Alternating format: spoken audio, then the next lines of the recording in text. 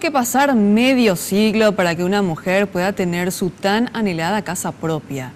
La protagonista de esta historia es una de las adjudicadas por el gobierno para vivir en el barrio San Francisco de Asunción y se llama Felipa Quiñones. El caso se hizo conocido gracias a este video. Hola Felipa, ¿cómo te va? Qué lindo día nos tocó hoy, Felipa. ¿Verdad que sí? ¿Es cierto que tenés las empanadas más ricas de Ceballos? Y así se dice. ¿Vos sabés por qué te llamo, Felipa?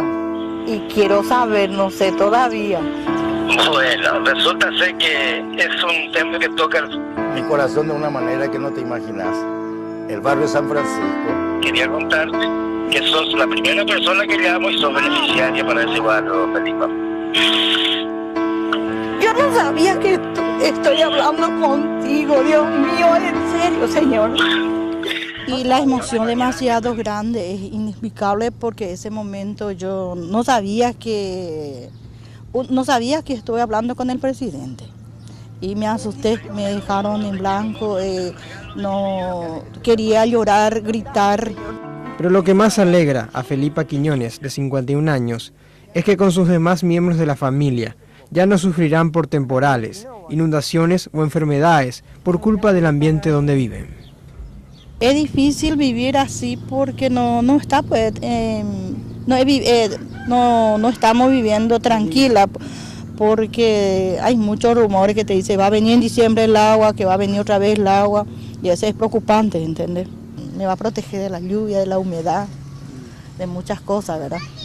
De la alergia, que acá tira mucho polvo. Y hay mucha... ¿Perdón?